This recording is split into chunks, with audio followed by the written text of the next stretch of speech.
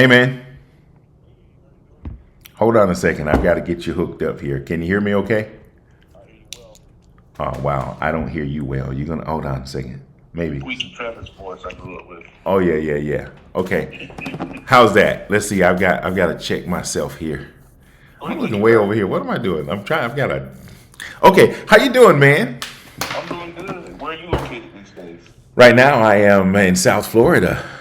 That's what I was thinking. I called for some reason. I don't know why I thought you was in Costa Rica or somewhere for a while. No, I've been traveling back and forth a little bit, and that's pretty much my second home. I love it there. But I am an American, and I am in America right now. I will probably be going back there before the year is out because I Yes, sir. enjoy visiting. But yes, that is one of my places. Costa Rica is also on the list. Dominican Mm-hmm. Republic also. A few other Yes. places that I want to check out.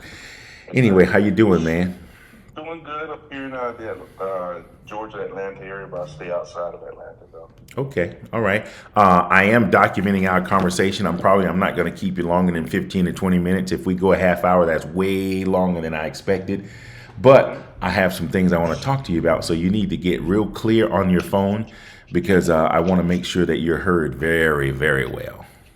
I am clear as possible. Okay, so we go back like Cadillac. My live stream is called SWIM, SWYM. That is the acronym for Say What You Mean.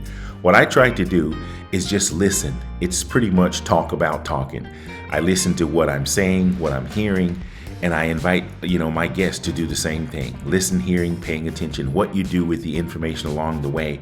And it's just about bringing peace. I believe there's an answer for every question. I believe there's a solution for every problem. Somehow, some way, we just have to communicate enough and be open enough to reach those resolves that I believe are possible. And before we even get started, do you believe that? Do you believe there's an answer to every question and a solution to every problem? Yes or no? I do believe that there's an answer and or a solution to every problem, every situation. This is oftentimes that we seek in the wrong places or we don't recognize a problem that's before our face that we may have created. But I do believe that there are, with patience, a solution, the answer for every situation there is. Okay, so of course, my conversation with you is going to be somewhat political. I don't mention names. No one will ever know your name unless they recognize your voice. And as of now, my live stream is very small. I might have 30 listeners in a 2 week period. And I'm just building up content because it's therapy for me. So this conversation will be a little more intense, and our clock is going to start right now. And in about 20 minutes or so, I'm going to let you go. Now, you Okay. know as well as I know, you being in the position you are in, that the world changed on yesterday when Biden decided he was going to bail out, correct? The world changed slightly, in my Okay. opinion. Okay, so I have some specific and particular questions I'm going to ask you and I want your opinion on. Some of my questions are going to be yes or no. If you can answer yes or no, by all means do so, but if you can't and choose not to, I'm not going to hold it against you. Let me get your opening thought. What do you think? I think it changed a lot. I think the world is watching and it was big news everywhere. Why do you think it's not that significant? Well, for me, from a historic perspective, it's really not that significant for me because one, I've lived through this here. Being that I'll be 59 in a couple months, sometimes probably about 56 years ago, there was another Democrat president. His name was Lyndon Baines Johnson, who had the gall, the courage to actually come on national live television and announce that he will not seek, and this is his quote, and nor accept the nomination of his party for president of the United States. And this happened just 55 months after the previous president, JFK or John Fitzgerald Kennedy, was assassinated in Dallas, Texas. And so, an ironic thing for me, is me being a historian, is that Joe Biden, the current president of the United States, was scheduled to speak at the Johnson Memorial Library in Texas, of course, on the pretty much the day that he was announcing that he had announced that he was not going to seek re-election. So for me, it's kind of a pun. It's kind of historic. There was a historic parallel to it, and for me, it was just as a historian. Uh, not necessarily an exciting thing, but I just draw a parallel to it from a historical perspective. Now, does it have a significant impact on the world? Yes, it does. I mean, it sounds like I just contradicted myself. Yes, it does, because, well, you need strong leadership in America and, of course, in this world, in this free world. We don't have that now. So there could be significant impact, some countries, but for me, I'm just ready for this administration to be done and over with so we can get down to the real serious business, because everything has been a comical experience for the past over 3.5 years for me. And it's just a national nightmare that needs to be done. We came into this administration not knowing what the future holds. Well, we didn't know what the future holds, at least I did from my historical perspective. But people were expecting something and they got nothing for the deal. And they were just gaslighted all the way. And the gaslight, in my case, my opinion, stopped yesterday. People finally figured it out. Next question. And what is it that they actually figured out in 2 sentences or less? Well, 2 sentences or less, okay. They figured out that we actually have an inept, we have a very sick president that should not be in office. He should be Article 25, removed from office immediately, or he should resign. When you say sick, you mean health-wise? Health-wise, mental-wise, yes. He is incapable of holding office, okay? I mean, even looking from the investigation, that they found him guilty of the documents that he shouldn't have secreted away as vice president because he had no authorization. But yet they say they could not hold him for trial, if you will, or bring indictment against him because he's an elderly old man who couldn't remember nothing. It's not when it happened. It's not, well, if it happened, it's the crime at the time.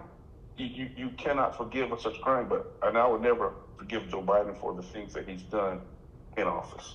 Okay, so it goes without saying. I was going to ask you that you said it's time to get this current administration behind us. You are clearly not a supporter of this current administration. By no means, no. Okay, this is a yes or no question. Are you a Trump supporter, yes or no? Yes. Okay. Now, in as detailed as you can and as short as you can, considering the time, unless you're going to give me some of your time, unless you're going to Maxine Waters me and let me reclaim it, tell me why you are a Trump supporter.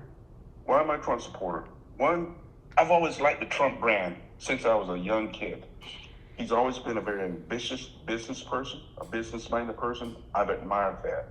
I've admired his tenacity in America. I like his clear thought, the way he would do things in a very logic, very business-like manner, in a professional setting. And I myself, having been a military man for 30 years, I've actually had to function in a very business-like and professional setting. And so those things just carry over. Why I like Trump? He loves America. I love America. I was willing to bleed and die for America. This man here nearly gave up his life last Saturday for America, for what things that he believed in and what he loved. That's sacrifice. We all have to sacrifice, even if it means our lives, to sustain freedom in our way of life. Okay. Do you understand why most people that don't like Trump, do you understand why they don't? Yes or no? Yes, I do. Okay. What is the primary reason you think people that don't like him don't like him?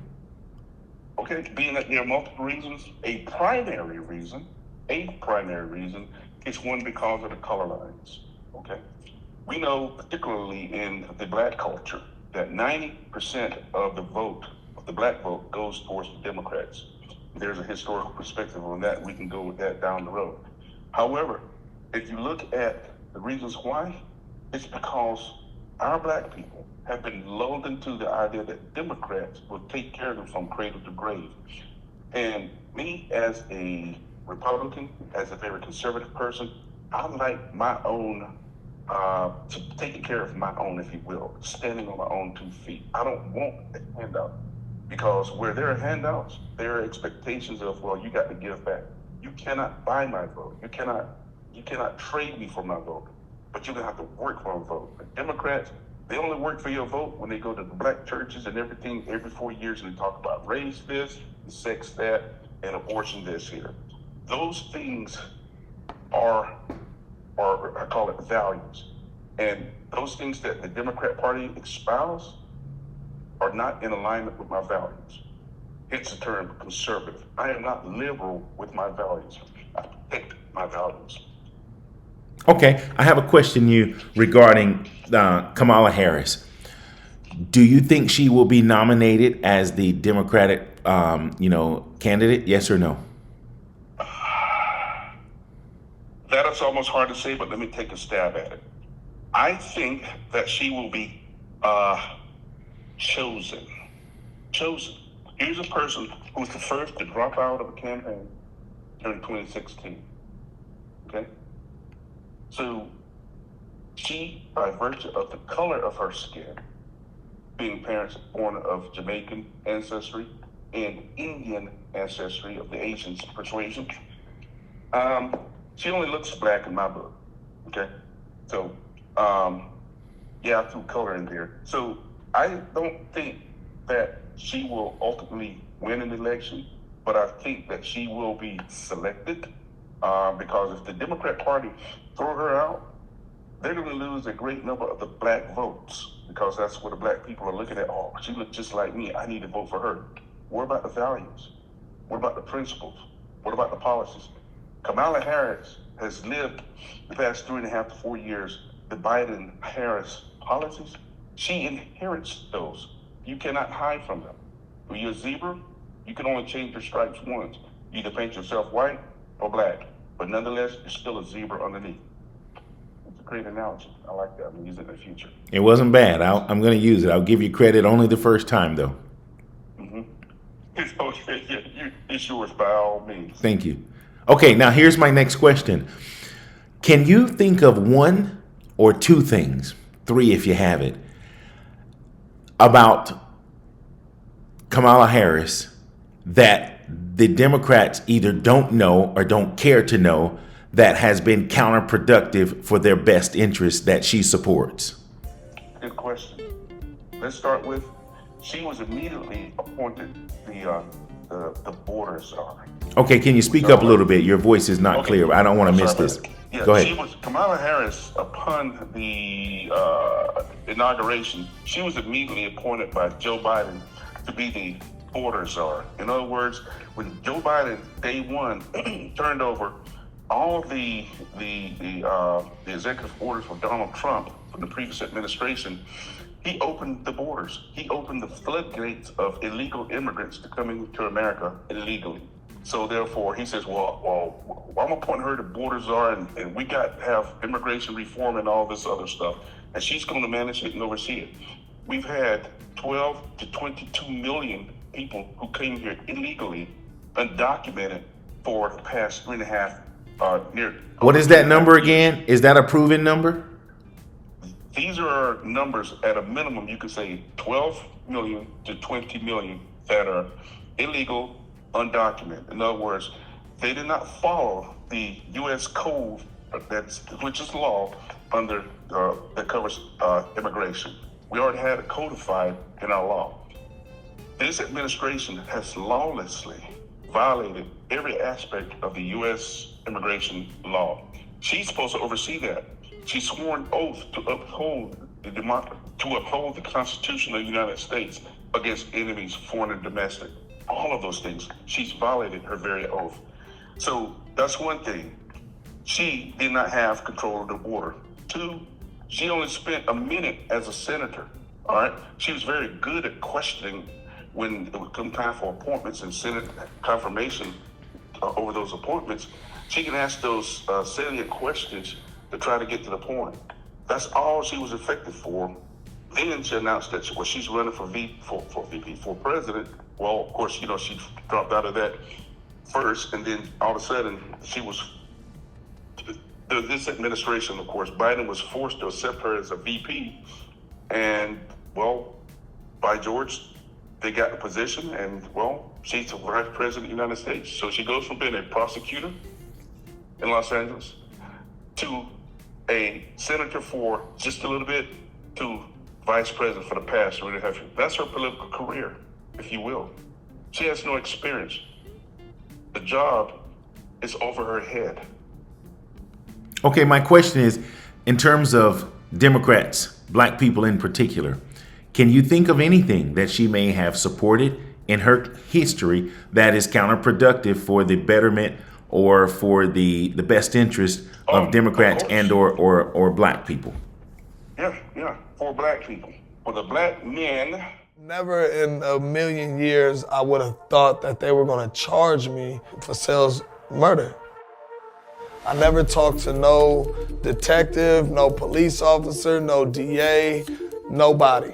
Just arrested and then charged. Arrested and charged, that's it.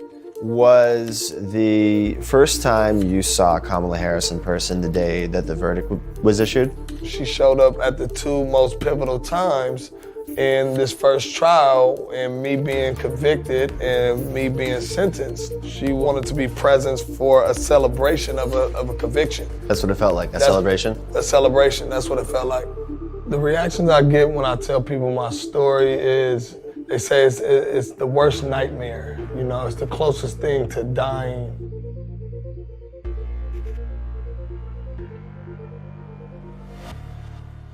Jamal, I'm going to read you a quote real quick. The job of a progressive prosecutor is to look out for those overlooked, to speak up for those whose voices aren't being heard, to see and address the causes of crime, not just their consequences, and to shine a light on the inequality and unfairness that lead to injustice. It is to recognize that not everyone needs punishment, that what many need, quite obviously, is help. Kamala Harris wrote that in her book, The Truths We Hold. Does that sound consistent with the kind of with the brand of justice that you saw administered by offices that she was running? It definitely sounds like Kamala Harris right now as a senator. But at the time of her being the head district attorney of San Francisco, that is almost polar opposite of what I felt and what our community felt in San Francisco.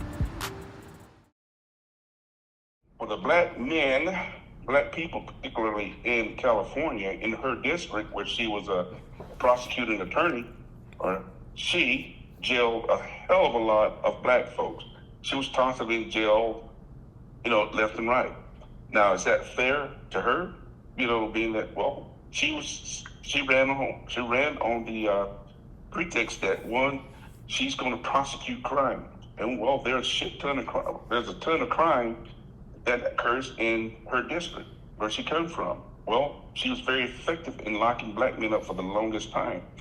And of course, prior to that, her boss, Joe Biden, who in the 90s, during the Bill Clinton era, he had sponsored and got a bill passed with they call it the Predator Bill. In other words, the 3 strikes you out deal. So that's sponsored, passed by Joe Biden. Under his tutelage, his tenure in the Senate. So they come from the same tree. They love to lock up black folk. So black people need to know that, well, you have a president that loves to lock up black folk, and you have a black VP, blackish VP, who herself locked up a ton of black folk. So go stand on that record. That's what she ran for. That's what she won. Let's lock them all up, she said. Okay. Well, I asked you that for a reason, and I did know that I had another guest prior to you that that had something to say about supporting Kamala Harris, and she was a black woman who said that she's going to vote for her if she runs, no matter what. And I said to her, I gave her an example. I said, if I could give you some information that you just provided. If I could tell you something how her interests were counterproductive, for Democrats and or blacks, would you change? And she said, absolutely not. I also asked her later about, Trump in terms of is there anything, good that she can think of that he may have been done. First thing she said was she does not believe that he has the best interest for the country. and he's running on America First and Make America Great Again. And, people have their thoughts about that.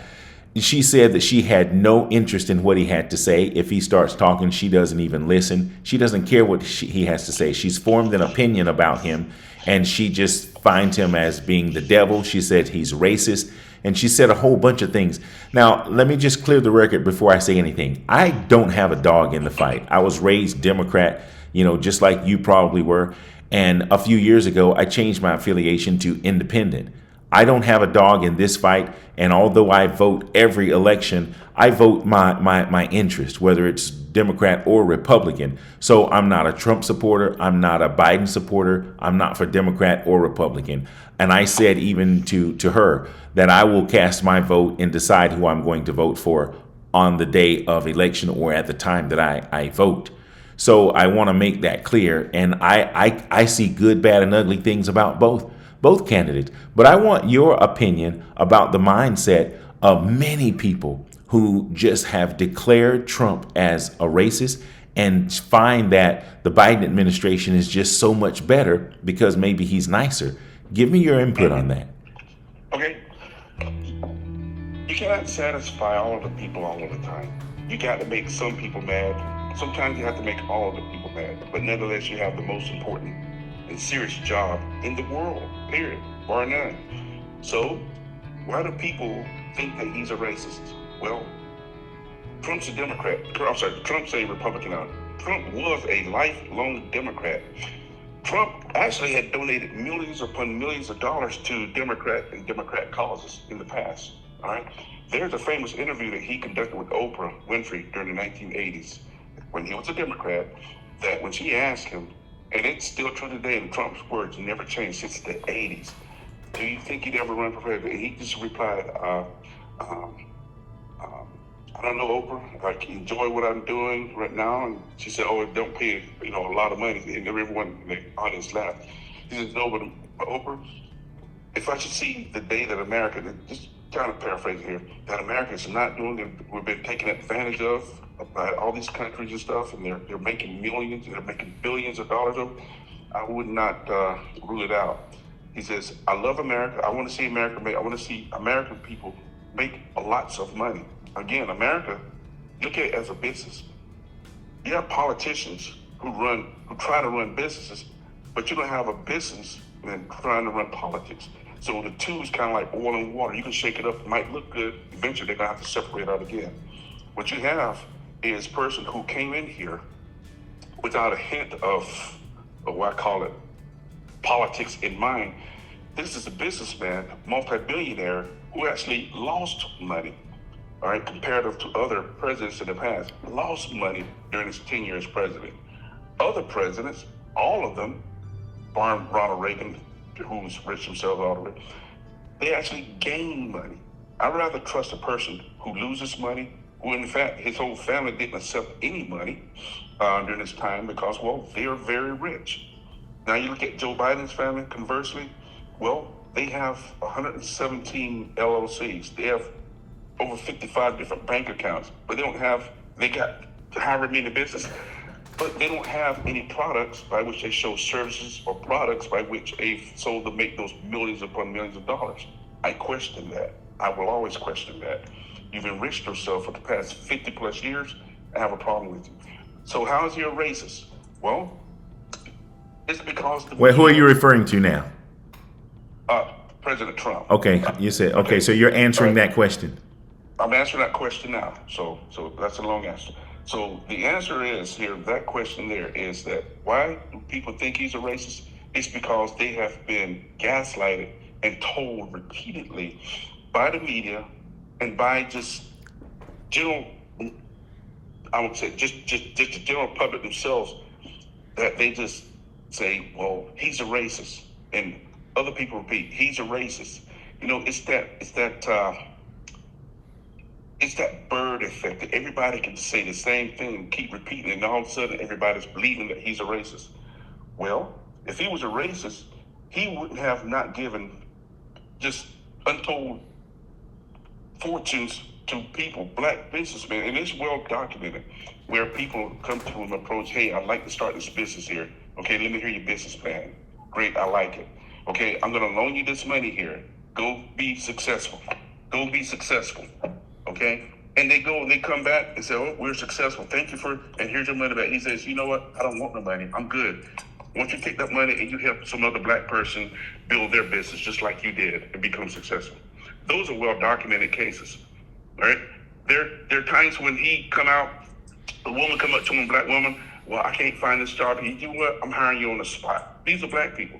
He's giving money. He's giving Jesse Jackson he's won NAACP awards. Here's a black guy that promotes boxing and all kinds of other stuff. Black, owns football teams, black players, making them rich. I don't see where he's racist. He's had black girlfriends before. Racist. Well, I question that. But I take the man's heart. You can prejudge a person, but you also can be prejudged when you think you're judging others. So I tell people, be careful. If you got to know the man, know the man. If you don't know the man, don't say nothing about the man. That's all I have to say about that one. Okay, so you don't think he's a racist? That's clear. No. Okay. That's clear. What about Joe Biden? Do you think Joe Biden's a racist? Yes, I do. And tell me why. And his records prove that. I think you and I are about the same age. Okay? You got me by a minute. Okay, by a minute. However, during that formative years, integration in the state of North Carolina was just really starting to take place. As we know that Scotland High School, where we went to school and graduated from, opened in 1967. They called them the First Footers. And they had a couple little race riots there, trying to integrate, because I.E. Johnson was the high school. You had Laurinburg Junior High School, a number of places from my own personal history. Well, I went to South Scotland School, all right? Some people went to North Laurinburg and East Laurinburg, and just a number of schools in and around our little county where you and I grew up. However, the question was, do we have these old schools? Get rid of those old schools. There were some black schools that were all black. Of course, we know the other schools were all white. And Indians, the Native Americans, Lumbee, well, they were able to go to either kind of school there was. Now, in the early 70s, well, they're starting to really integrate these schools here. Okay, they had to tear down the old, build new, and then they start to transport from one community. Well, we can't go to that all black school no more. You got to now go to this school here where they're all mixed up. Great. How do you get there? You got to bus them. Joe Biden was vehemently opposed to busing. And he also campaigned on the steps of the DC, of the Capitol, along with Richard KKK Byrd. Everyone knows Richard Byrd, when they were Grand Wizards, the Ku Klux Klan senator from West Virginia. That's Joe Biden's mentor. They had lunch every day. Joe Biden's a racist. He didn't want his kids going to a jungle environment. He didn't want his kids going to school and being bused with black people. But his kids went to private schools. We already know that. Okay, as a senator. So Joe Biden's a racist. The things he has said and done has proven himself a racist. All right. And one of the major racist bills he had was the Predator bill, that locked up just hundreds of thousands of black people in the federal felony laws, because he passed that crimes bill, which he can still talk about and touts to this day. Bobby Rush, member of Congress, said the other day, I'm ashamed that I voted for the 94 crime bill. You ashamed of that bill? Not at all. And in fact, I drafted the bill, as you remember. I know that. And by the way, Joe Biden is an avowed racist. I'm a historian, and I can send you videos and proof of him. I can give you his voiceover, and it's not that AI crap either. Joe Biden is a racist. Democrats themselves, and I say this for the Democrat Party, is the party of racism. It's the party of Jim Crow. It's the party of anti-civil rights, anti-voter rights. And also they're the party of the woman's suffrage, the woman's right to vote. They are not the party. They were against that. It took the full body of the Republican House and Senate to get those things which I just spoke of: women's voting rights, civil rights, voting rights for all black people passed. All right, and they had to force the Democrats, the Democrat Party, the government to pass those things. All right, like Johnson signed those things into law, and then when he signed those things into law, well, guess what? There was 100 Democrats who said, "Well, my party don't left me. I'm a join the Republican Party." They were called the Dixiecrats. Guess what? Only one of them joined the Republican Party. The other 99, they remained the Southern Democrats, racist, all of them. But I tell you what, they called me a racist, my party a racist. Abraham Lincoln freed the slaves. He was the first Republican president of the United States. Racist? No. Okay, I want to change the subject a little bit. Thanks for that information. I appreciate it. In terms of J.D. Vance being the running mate for Trump, what do you think of that strategy? Was it good, bad, or ugly? I sat on the fence on that one. I admire J.D. Vance. One, he comes from an Appalachian family raised by a single mother in kind of a poor setting. He has a story just like everybody else's, if you will, because you know, you and I come from poor, so we can kind of identify with those things there. However, I clearly acknowledge and appreciate the fact that he is a Marine veteran. I love that. I really wish that all of our leadership and such should have a mandatory, hey, you got to serve in the military before you do this. That's just my opinion. But J.D. Vance, as a very junior senator from Ohio, well, you have experience. You see, I really wish there were term limits. We wouldn't be in this quandary we're in now if we had term limits.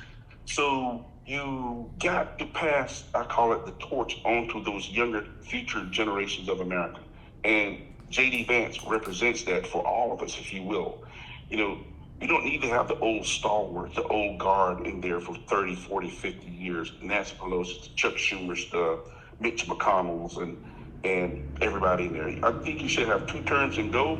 You lose your clearance, you lose any type of access to the current politics. You go away with no retirement, no benefits, you just go. Thank you for serving the nation, have a good day. But no, we have stalwarts in there that's been there for decades. Now, is he young and inexperienced? I'm gonna say yes. Is it a place to learn on the job training?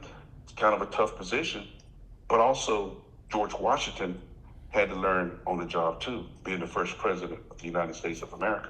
They had to get it right. The first 15 months of George Washington's administration, he sat down and he worked well with Congress to try to come up, and they did come up with the right way to form the Constitution and the amendments thereof, and to get this nation on track. Well, we've been on track for 250 years, on and off, if you will. However, we got to get ourselves righted again. We need younger people to get in there, okay? We need younger people to get in there, and it's an opportunity for younger people to get involved into politics. In this case here, J.D. Vance is going to represent that new generation. So it could be a very trendy thing, which I'm for. I don't want someone 99 years old trying to run for president. Okay, listen, I appreciate that, and we are definitely out of time unless you're going to give me a little bit more. I have to reclaim at least 5 minutes because, you know, you're hot. Okay. I got all the time you want till you get tired of me. Okay, well, I have one more question in regards to the running mate for Kamala Harris, if she is indeed, you know, the Democratic nominee, if she does actually run. Mm-hmm. What difference could it make in terms of who she chooses or who is chosen for her running mate? Could it make a difference? And does Trump have a real chance of winning? Yes, first answer that. Does Trump have a chance of winning, period? Yes or no? I strongly believe Trump will win. Okay. He's the strongest chance of winning. Okay. Now, my next question is, who could increase the Democrats winning, and who could decrease it in terms of a running mate? Okay. To decrease it itself, obviously, Kamala Harris, who's not popular, probably even more so less popular than Joe Biden. So she's already disadvantaged, knowing that she is inherited and she's a great part of the current policies that Joe Biden and their administration pushed. You can't hide from that. Who could enhance her? Well, we all know that there are some likely candidates. You got was it Gretchen Whitmer, Michigan. Who's probably not well liked up in Michigan, but remember now, you have those contested states, okay, like Michigan, like Georgia, Arizona. I'm gonna say even Colorado. Those states that are in the swing states, if you will, contention. Well, who does she have that could be her strongest ally? Well, it's going to have to be someone older.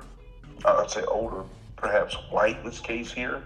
Someone who's been in politics a little bit longer than she has, if you will. So someone that could probably provide her kind of a steady hand. Now, converse to that, let's look at Arizona. Arizona's been inundated with excessive numbers of illegal aliens.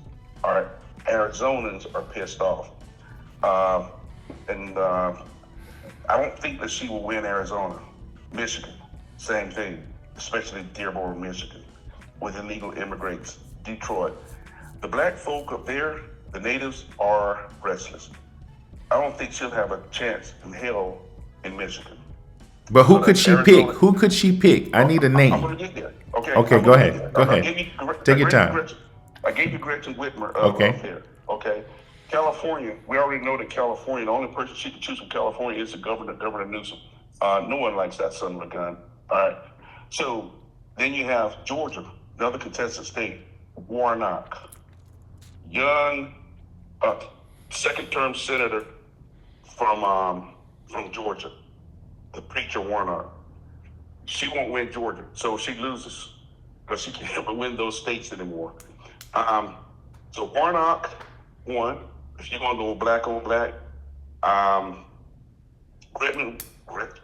Gretchen Whitmer, Democrat governor. There's another governor from Maryland, black governor. I can't think of his name now. I'll probably choose him. And it's one other governor, North Carolina, and a couple of senators. I can't think of their names now, but the field is very, very narrow. And the Democrats did it to themselves because, one, they should have had a primary. They should have let the people choose. They should have fought it out in the primary. They don't have that. They chose Biden. They chose Harris. All right? They kicked out Bernie Sanders, and they kicked out Robert Kennedy Jr. They screwed up. Now they don't have anybody. So, What is the rumor about Michelle running? What do you think? okay. Yeah, that's been banted around for quite a while.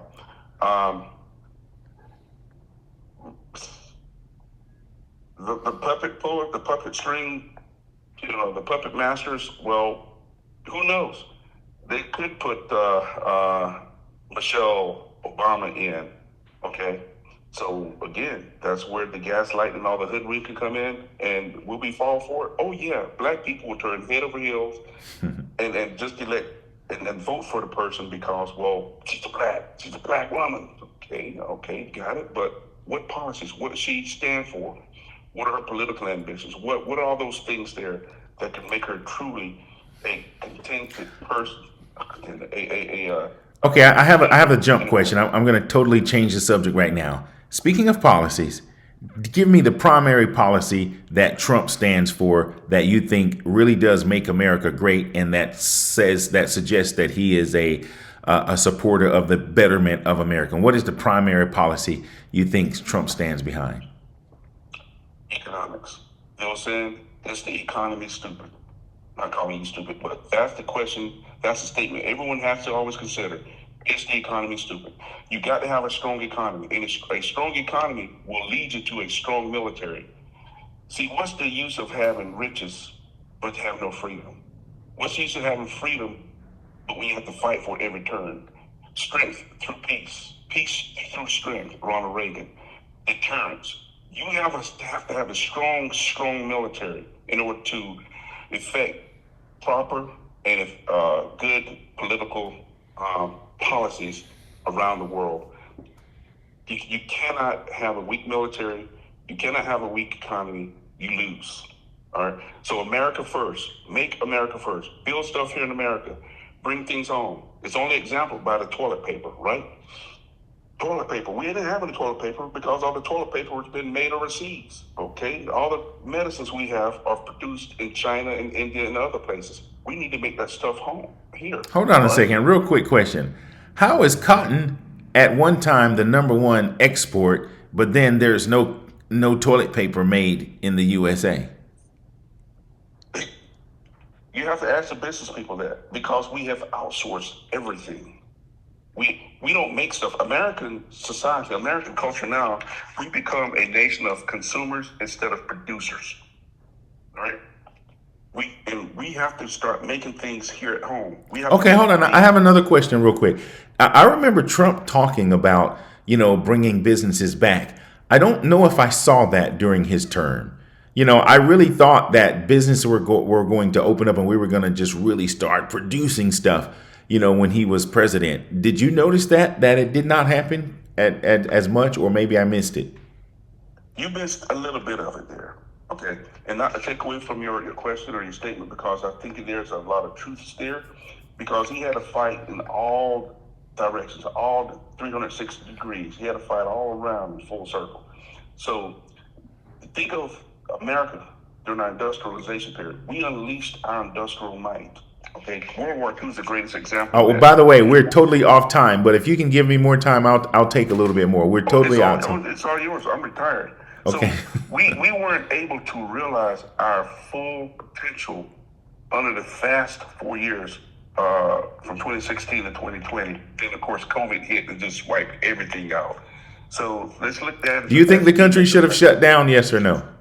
No. Okay, go ahead. Keep going. No, I do not. I do not. The country didn't shut down during the Great Influenza of 1919. We shouldn't have shut down during this cracker during COVID, although millions of people died around the world. Okay, we get over that. So no, we shouldn't have shut down. However, we can't get over that. What's done is done. But we have to focus on making America as the first and really the only priority. Other countries have their leadership, they have their own economies, they got to worry about that. How is Trump going to get that done? Okay, hold on. Let me just jump into this real quick. There's something inside of me. I don't know a lot about politics at all. I'm a musician. That's all I know. I can produce some commercials. That's really all I know. I don't get into politics, and I'm so glad I can call on a friend like you who knows a whole lot more than me and can help me. But this is what I've always thought. I always thought that whoever's the face of the president doesn't call any shots. The difference I see in Trump is that he is a little stubborn, and whoever is behind the scenes pulling the strings, that he's not going to allow that. Maybe that's why they're fighting him so hard. Do you see that at all? Is he really that independent in terms of not letting someone force him to do or say or be something? That's the most beautiful question. Trump cannot be bought. Bilderberg Group. Hold on, real quick. Hold on. This is what I really want to get into, because if there was any message that I wanted to send, and this is what I told my friend that I spoke to, before you. If there's ever going to be a change is good. We may not like the person, and I say we, there's a lot of things that Trump has done and the way he has said things that just have not been impressive, but I'm onto something. So let me just make this point. I do believe that all the presidents that I've seen in my lifetime were not really in power. There's someone, somewhere that's calling shots, because there's some things, if you're the person in charge, you're supposed to be able to say, oh, we're going to do this and it's going to happen, But I believe that the energy that Trump brings will definitely get some change that's not controlled by whoever or whatever is behind the scenes. So you're saying that's a good question and you agree with that. So by all means, expound on it. Yeah, I do. He called it the deep state, the swamp, all of those euphemisms. The Bilderbergers, the Habsburgs, we know them. Why do we know them? Because they have been running and ruining the world since they became a Dominion family. World wars, little banana wars. The Bilderbergers, just have to research them all you want. Bilderbergers and the Habsburgs, okay? All the kings, the royalties, the private, all of them, they're all interconnected, okay? This is not a conspiracy. These are damn facts. However, you have a president who refuses to be bought, okay? And so with that, he's upsetting the standard practices of politics and finance because they are interconnected, okay? And so when you have a president who refuses to be bought, because we call China Joe Biden China Joe, all right? They don't bought him, the Russians bought him. But the bottom line, he refuses to be bought and he refuses to bow down before them. You have all the presidents and the prime ministers, and they take a group picture together in the UN and NATO and Europe. Guess what? The US president takes precedence over all of the other leaders of the free world, period. Okay? So when there's a photo op taken, the US president would never be on the flanks of either. Joe Biden stays on the flank or behind. Trump would take, hey, move out the way. And you can see those. Pull up the videos yourself. You'll see him bum rush his way to the very front and the center. I saw that. That's leadership. Because those other countries, guess what? And I'll sum it up this way here. No other citizen of any other country in the freaking world works and have taxes exacted from their pay to support Americans. Our tax dollars go through our U.S. State Department for aid and military aid and all this other freaking aid for all those countries to help them out in defense. Colin Powell said it well when he was at a summit years ago when he was Secretary of State, and someone smocked at him. He says, we don't want no ground, because that Iraq stuff, Americans are invaded so we can just take ground. No, we're not a colonial power. We have been for a little bit. But the only amount of ground that we want is just enough to bury our dead in protecting you and shut up the whole crowd. So it takes American leadership and American resolve to ensure this. It takes American dollars. We shouldn't involve ourselves in other foreign affairs, what we do. And we do, it costs us in capital and people and other resources. Those other countries got to pull themselves up.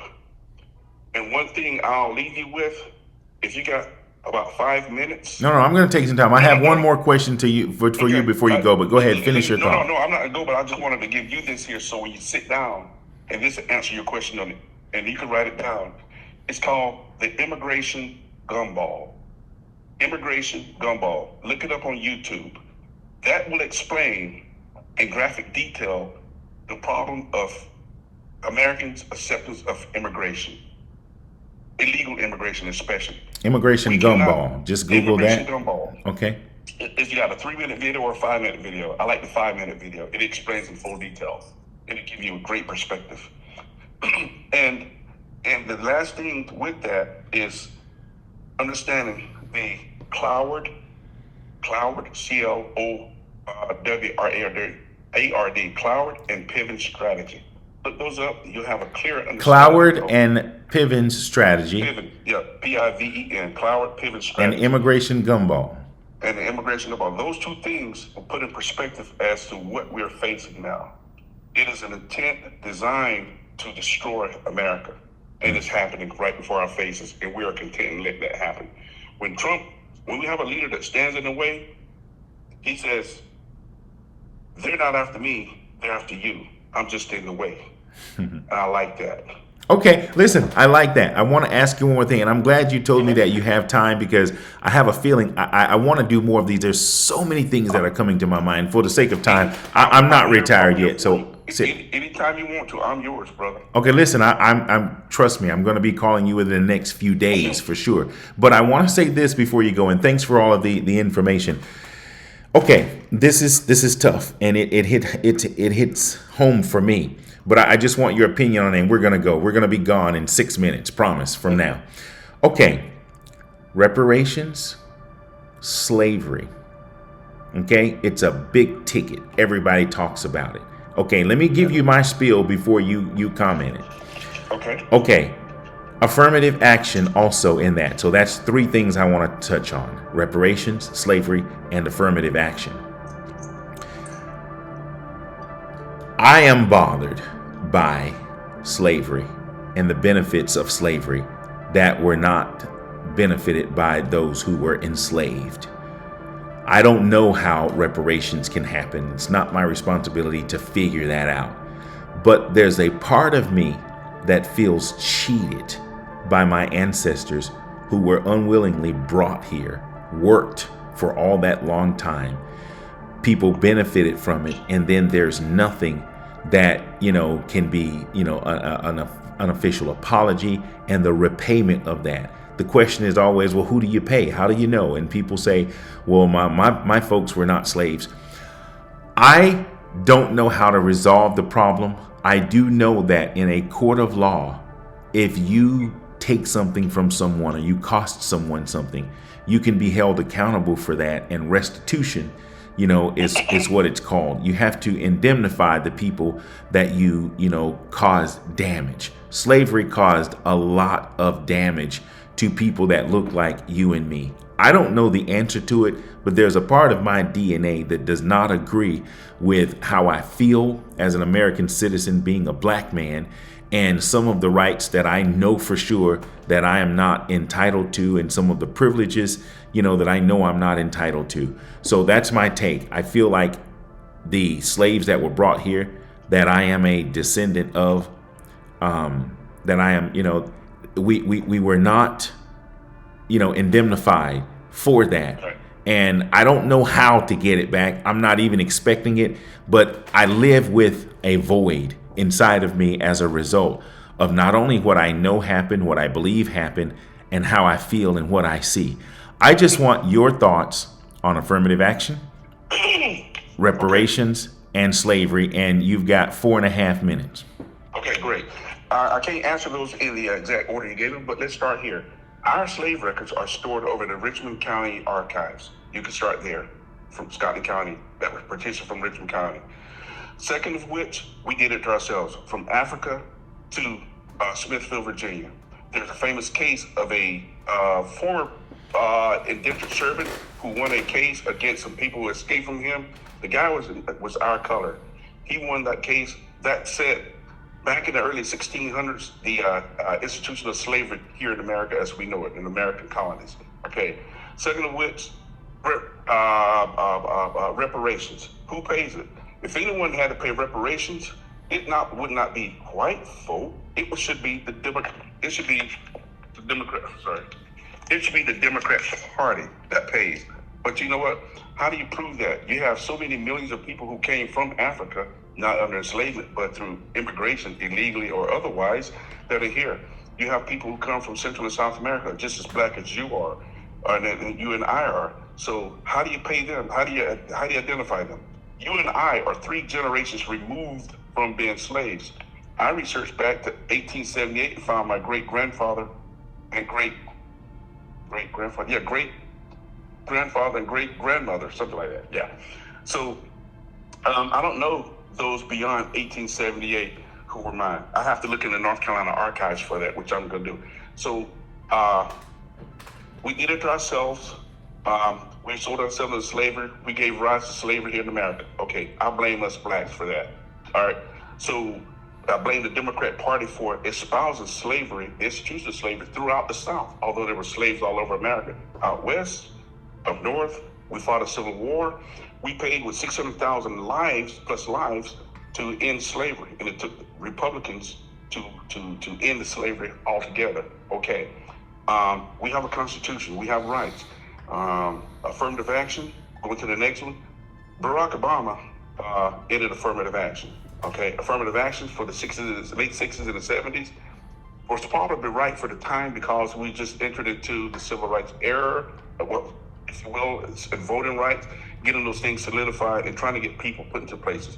But if you're not qualified, you don't need to be in a position. You see, I served 30 years in the Army. There were things I wasn't qualified for, but me crying out affirmative action could not have gotten me those higher positions because I wasn't qualified for them. You have to be qualified in order to get bona fide, if you will. I just made that up. But if you're not qualified, I don't want a person, I don't care about affirmative action anymore. I'm glad it's ended, okay? We've had a black president, so affirmative action is completely over. We've had a blackish looking female vice president. Okay, affirmative action for that's over. In fact, white women make the most money, followed by black females, followed by white males, followed by Hispanics, followed by black males, in that order. If you look at wealth made in America. I do know that. Okay. So we need to get off our lazy ass and start working. We need to start building businesses and making ourselves. I lost the word here. We got to have a legacy. We don't build legacies. So yeah, we understand that slavery disenfranchised just generations of blacks, but at the same time, we have a right to fix those things. But we got to fix those, starting with ourselves and our beliefs. The second richest man, I think, in this black man in the state of Missouri, St. Louis, or state of St. Louis, it has amassed over $10 billion. I can't think of his name, but I just went through because I'm studying business now and some other things. All right, he makes $34 million probably just a day, just sitting around making stuff happen in the IT world. Look at Johnson, who owns, the magazines, Bob Johnson. Exactly. So look at the business moguls, the music moguls. So we have those. You cannot turn on a commercial without having some sort of black music on. I call it black music, if you will. So we're there. We are mainstream America, whether you like it or not. I don't ascribe to the term African American. I was born and raised black in America. I don't ascribe to the term minority, because where I go, I am the booming voice in the room. I am that elephant in the room that no one can ignore. It makes sense? I got you, and I appreciate that. Man, listen, you just said in front of my audience that you would give me some more of your time. I know you're retired, so I think at least up until election, I'd like to get you on a few more times and talk about some of the other things that irk me. And on that subject, just before we go, because I heard you, I respect what you said, and I'm not going to say I don't agree with you, because I agree with 98% of everything you just said in terms of affirmative action, slavery, and reparations. But I do want to say this. Was the U.S., did the U.S. benefit off of slavery? Yes or no? Yes. Okay. That's a good question. That's the starting place I want to. Were the descendants of did slaves benefit at all, other than having a place to live while they were enslaved? Yes or no? Did the slaves benefit? The question is no, but I'll split just a little bit of it and say yes. It's like, what the hell is he talking about? Well, one of the worst slavers was a freed slave himself who bought himself freedom, was a plantation owner in South Carolina. He had about 1,000 slaves. This guy was so bad on his black slaves that the white slave master was like, damn, you give us a bad name. Dude, quiet down. Then you have to look at those who celebrate Juneteenth. I don't celebrate Juneteenth. Why? Juneteenth, Texas, and it's when the slaves received word that they were free. However, the Choctaw Indians in Mississippi and Alabama, they didn't want to free their slaves. In fact, they helped pass a lot of the Jim Crow laws. So Native Americans own slaves. The Lumbee Indians, where we grew up, who looked like us, own slaves. Blacks own slaves. Whites own slaves. They don't own Irishmen. They don't, just a number of things. Slavery is a nasty institution, and it's still alive and viable throughout different places around the world today, and also most likely here in America with the illegals coming in. I can't think of the name of the term I want to use, where people are being exploited, come over here, sex slaves, and all of those things there. It's a nasty institution. We need to fight it everywhere we go. Sure. We need not never forget slavery in any form or fashion in any location. It's ugly. And Awesome. I fight it everywhere I go. If I can talk about it too. And we need to be able to talk about it openly. Even if it hurts our hearts. Even if And it's it does. disgusting, we find it revolting. But we still got to talk about it. And we got to talk about it almost in a sense that it's unemotional. Okay, so that's what we're going to do. The next time we talk, we're going to start off with slavery, but I do want to talk a little politics as we head into the election time. Man, I can't thank you enough. We're dogs. We go back far, man. We go way, way, way, way back. And, to be able to have this moment to sit with you, especially when you're retired, to give me some feedback. I appreciate it. I give you my word. I'm going to be calling you in a few days to make sure. Let me remind you of this one. Take about 15 seconds. Mm-hmm. You remember when you and I were in the Boy Scouts, and I think between you and our old buddy Tony, all right? Which one? Who? Tony? Tony Rush. Oh yeah. And so we were in all Boy Scouts together, and it was something. I think all the black kids in this troop, because you and I were the last of the holdouts of the Boy Scouts. The very last. And it was like I think you came up with this. Anything you don't want to do, the black Boy Scouts will do for you. Someone made that jingle up. That was 1978, 79, 80 sometime, and it was funny. But again, those are our formative years, and we learned a lot, and we experienced. We had fun as kids, and that's what we got to get back to. Is loving America, enjoying our communities, and bringing ourselves together as a nation. And I'll get this, and your brother, may he rest in peace, but I remember, as we remember him for this very moment, you know, he was a big prankster, just like my brother. They hung together tight. But your brother taught me this, and I thought it was funny even to this day. He said, "What's the Boy Scout motto, or, the oath?" And I started saying it, all proper and everything. He said, "Let me tell you mine." He said, "On my honor, I will do my best to take what they give me and steal the rest." Steal the rest. I remember that. Yeah. I forgot. Right. Hey, I won't say why it's so funny, but we'll leave on that note, man. Hey, man, I love you, man. I appreciate you. I look forward to chatting with you again real soon. Okay. All right, have a good one. We'll talk. You too. All right, okay, bye-bye. 10-4. That was awesome. There you have it, my friends. Another edition of SWIM, SWYM. That is the acronym for Say What You Mean. I don't know what bug flew in my bonnet, but I'm glad I had this opportunity to talk a little bit of politics, especially with my first guest. That was something that was incredible, and I had to follow it up with someone who definitely knew a whole lot more about politics than I do. I will say this in closing. I'm really sorry with what I'm seeing that's happening, in the country in terms of politics and opinions. When I hear people either strong to the left and strong to the right, and there's no meeting in the middle, it's very, very scary. And that's in every situation. I believe there's an answer to every situation, and an answer to every question, and a solution to every problem. But it seems like so many people don't want to listen to anyone else, and everybody wants their way. I think that's going to be the true ruin of the whole world, by not being able to come to the table and be okay with not taking the whole table away. With that being said, thank you again for watching and listening. Find someone you need to say I love you to. Don't just say it, show it, mean it, and let it be true. Take care. Have a good evening.